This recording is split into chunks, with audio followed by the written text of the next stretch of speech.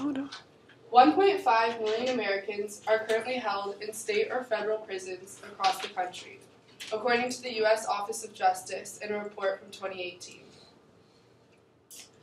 That's about 0.5% of the entire U.S. population, which may sound like a fairly small percentage, but that's still 1.5 million people who are spending their days behind bars. But what really is the purpose of prison? Bill Keller, former executive editor of the New York Times, wrote a news article in 2014 in which he explains that the answer is threefold. First is punishment, second is public safety, and lastly is rehabilitation. This is a key component since 97% of all prisoners will be released back into society. However, since approximately half of these released inmates will be reincarcerated within 3 years for new crimes, the rehabilitation efforts are clearly not working.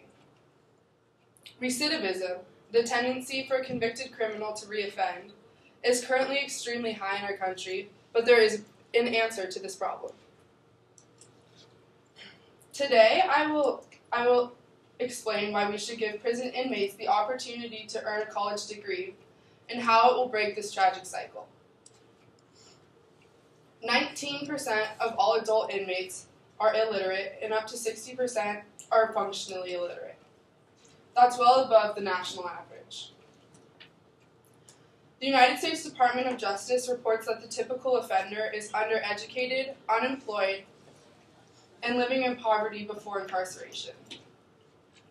All federal prisons offer a variety of literacy and vocational classes, but as for post-secondary or college education, few prisons actually offer courses to this level, and inmates are completely responsible for individual funding.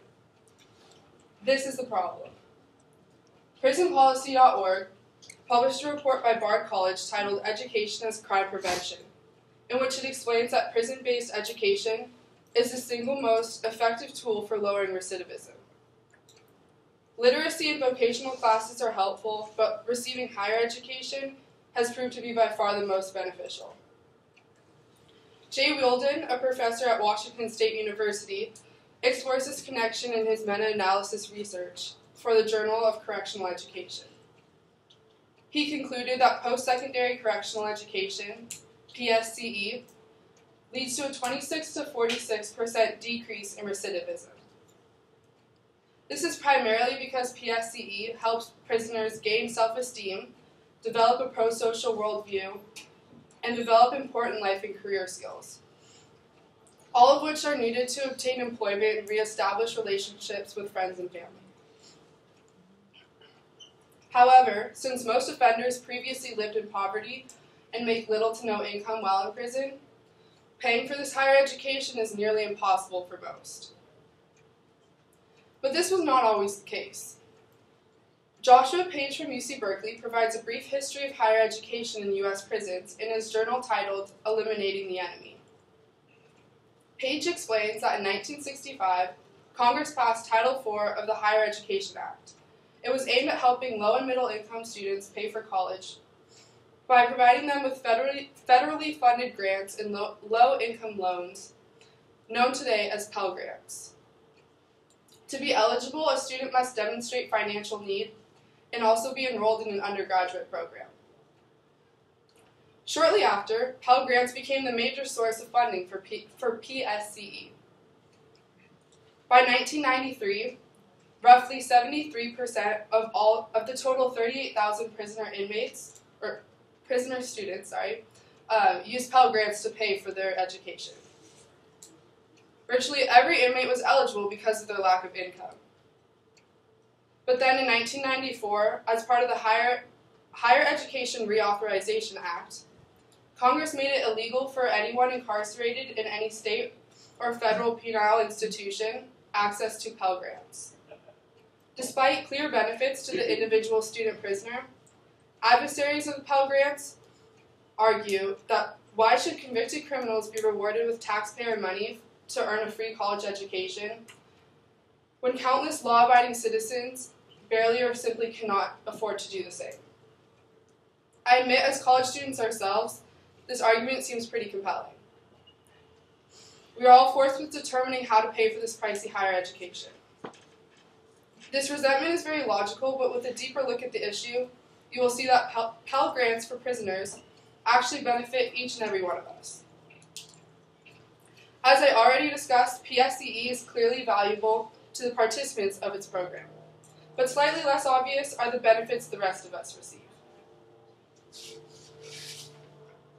Firstly, these so-called correctional facilities will actually begin to live up to their name. PSEE helps eliminate crime-committing behavior in these individuals, making our streets safer even after these former inmates return home. And second, the dramatic decrease in recidivism this will cause will actually save the taxpayer and country a considerable amount of money. Louise Davis, a senior policy researcher, gave an interview with NPR in 2015 on the topic of prison education.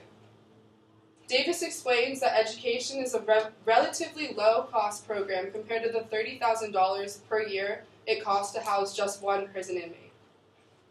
For every dollar invested in PSEE, it will ultimately save each taxpayer $4 to $5 in reincarceration costs.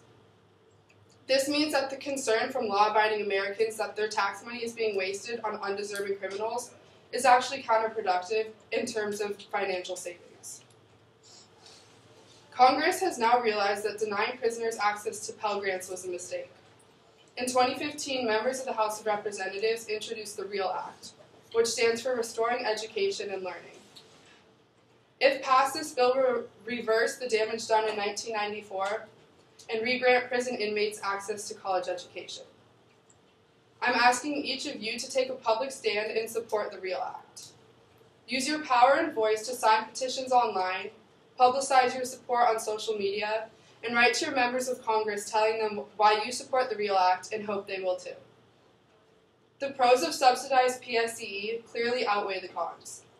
Higher education in prisons increases public safety, saves every American taxpayer a substantial amount of money, and gives convicted criminals a second chance at life.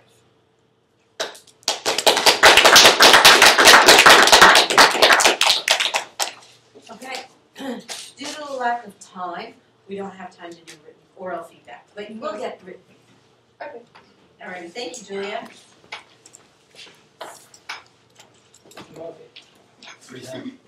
I know it feels weird, doesn't it?